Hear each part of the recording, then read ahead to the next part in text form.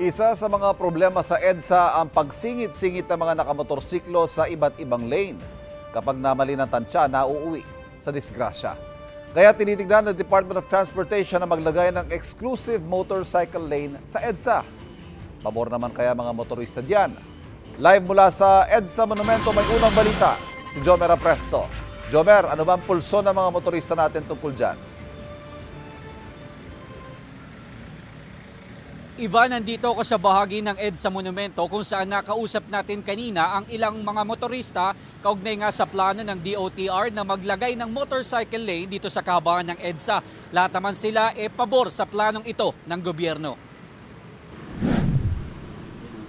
Inabutan ng GMA Integrated News ang motorcycle rider na ito na nag-counterflow sa bahagi ng EDSA Monumento kanina. Ang rider naman na ito nag-counterflow din at dumaan pa sa mismong bike lane. Ang tawag sa kanila ng ibang motorista, kamote rider. Kaya para masolusyonan ang problema sa mga nakamotor, plano ng Department of Transportation o DOTR na maglagay ng motorcycle lane sa EDSA. Pabor naman dyan ang ilang motorcycle rider na nakausap namin.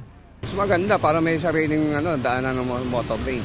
Mas maganda po para kahit pa paano hindi tayo sisiksik sa bus lane ganun. Saka iwas sa mas maganda yung may kanya-kanyang lane. Pabor ako dun sa motorcycle lane, boss, kasi nakita nyo naman, yung kalsada natin, na ang daming mga undisiplinadong mga driver din. Kung mabibigyan ng sariling lane yung mga motorsiklo, mas maluluwag yung daan ng mga four wheels na yan.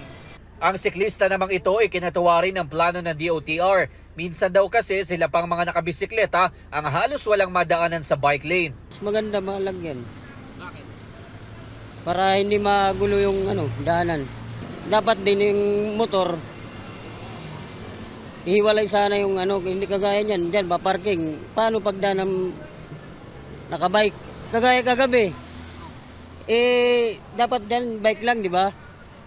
Diyan dumaan ang motor, nagsalubong kami, nagalit pa sa akin. Sabi ko daanan ng bike yan Ako pa pinagalitan. Batay sa datos ng MMDA, aabot sa 170,000 na mga motorcycle rider ang naitatalang dumaraan sa EDSA kada araw.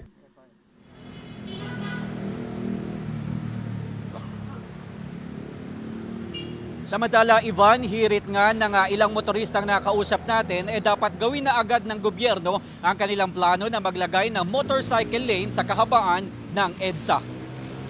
Yan muna ang latest mula dito sa Maynila. Ako po si Jomer Apresto para sa GMA Integrated News.